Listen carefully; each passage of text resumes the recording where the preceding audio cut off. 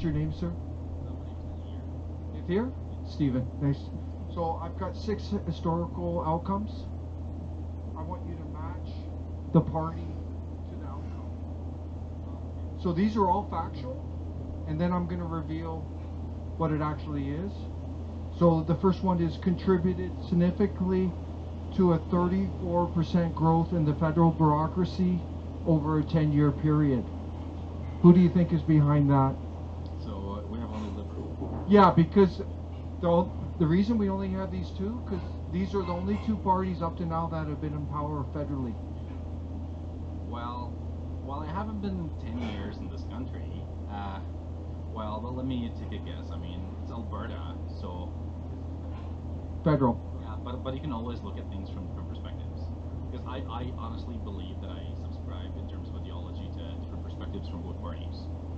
So I consider myself a progressive, but I don't see myself a pure liberal or pure conservative in some ideas. So I would assume like Fed growth and federal Bureaucracy grew by 34% over a 10-year period.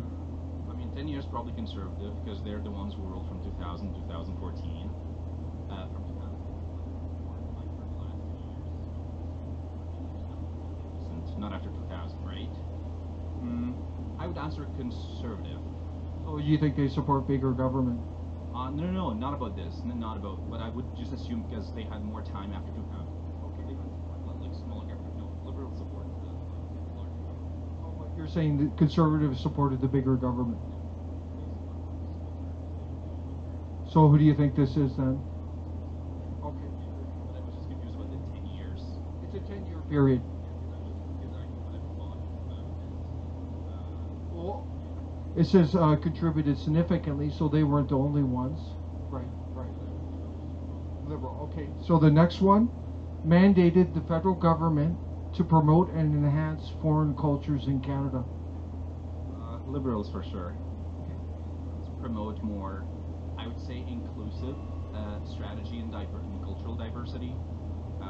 The strategy of British multiculturalism. So they encourage people like myself who are immigrants to preserve their own culture while integrating, while conservatives might prefer to have I would say, sometimes more stronger strategies into immigration, and a radical form of it would be the French assimilation in Quebec.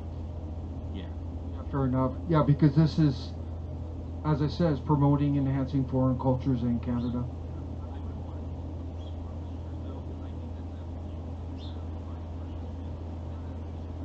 But that's actually how it's written. Yeah, so... That's how the legislation's written. Which legislation? Like... Afterwards, but just so you know.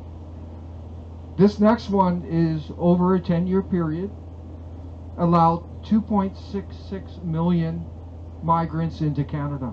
Who do you think that is? I think both. I mean, this nation is a nation of immigrants.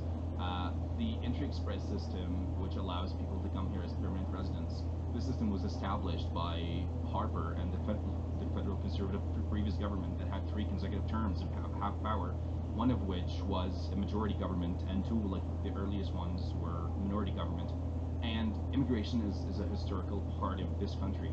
So you're saying conservative liberals support mass immigration? I would say mass, but like over 10 years, that means like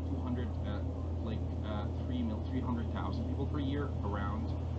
That would be more, that would be massive, like 10% of the population immigrants. I would assume liberals might be pushing more for this, and I'm completely supportive as long as they are picking the right people to come in and contribute to the growth of this country. So you think this one is conservative, or you're not sure? I think liberals. This one here is over a 10-year period spent 56.6 billion on foreign aid. Who do you think is behind that? Well, is that progressive outflow? Well, foreign aid, I would assume, since they're spending more, so it's not fiscally conservative. Yeah, so I would assume probably. So you think that's liberals?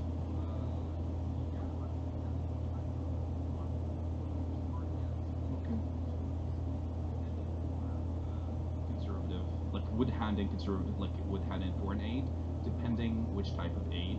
But in general, conservatives would prefer lower spending, more fiscal responsibility, which is needed sometimes. That's why I believe there should be alternative governments. If you're having conservatives running the country for the whole time, it's not very healthy. If you're having conservative, like liberals running the country the whole time, it's not healthy. That's why we have all these alternating.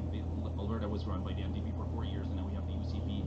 So different ideologies might enhance different sectors and entice people to think about things differently. Like, yeah. The next one, legislated affirmative action. Fed job hiring, preference of visible ethnic minorities, new immigrants over traditional Canadians, regardless of merit. Is that progressive? And who do you think is behind that? I wouldn't want to pick any for this one. Why is that? To be honest, because I'm a graduate student in this university, and one of my main interests, like my thesis topic, is about the wage discrepancy between immigrants and Canadian born, and immigrants have lower wages in general. So But who do you think's behind affirmative action? I would be against affirmative action, but I would be against. I'm against the word foreign there. Yeah, but they this is distinguished in the legislation. We aren't making this up. Okay, so you think this is liberal then, because it's affirmative action? All right, there you go, sir. So the final one today, adopted UN Agenda 21, adopted UN Agenda 2030, and these include 17 UN Sustainable Development Goals. Who do you think's behind that? Probably liberals.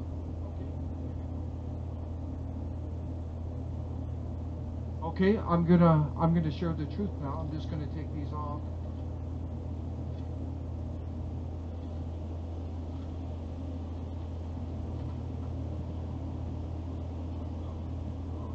No, I'm just cleaning the board so we can. So these are all one party, because they could have been a mix, right? I'm telling you, it's all one party, and these are all conservative outcomes. What do you think?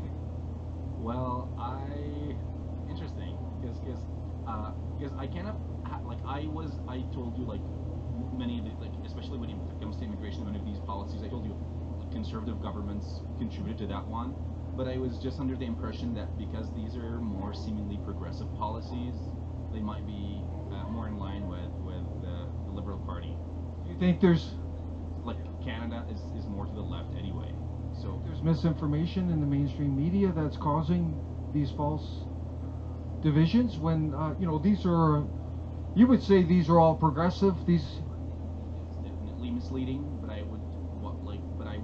what I would ascribe this misinformation to, other than media, is probably some like members of the Conservative Party that might be giving, like, false information. Because, like, if you look, to be honest, if you look at, like, people like conservative leaders, they might not be bigots or racist or anti-immigration, but in many ways you would hear voices from the left pointing out that people close to these leaders are racists.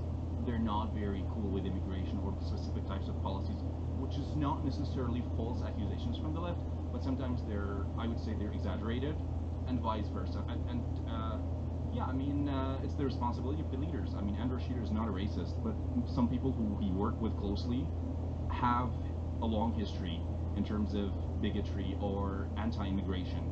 I'm 100%, and many people are sure that the conservative leader of the Conservative Party in Canada is not he's not a bad person. But I'm pretty sure some people in his circle might not be the best people. The same goes for Trudeau, by the way. Don't take me wrong. Like, I'm very bipartisan, so yeah. do you think this shows, just on this sample of six, these are fairly six significant outcomes. Do you think it shows that the conservative liberals are very similar? Well, they're not starkly different.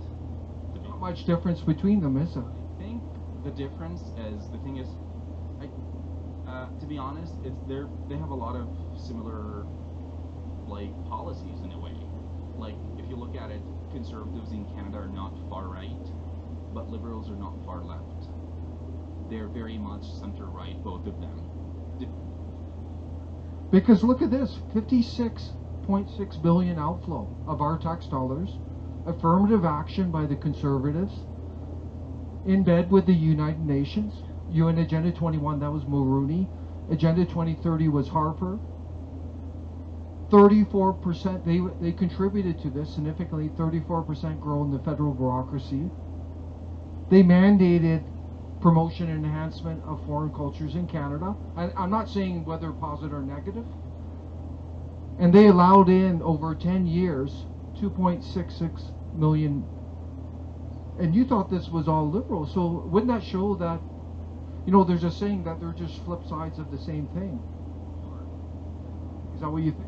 I do believe so, because as I pointed out, like if you look at the immigration strategy of the current Liberal government, they have promoted immigration in many ways, but at the same time, the Harper government, they're the ones who came up with the Entry Express system that greatly has been facilitating the process of bringing more immigrants into this country and contributing to the prosperity and growth of this country. So I believe they are pretty much very similar.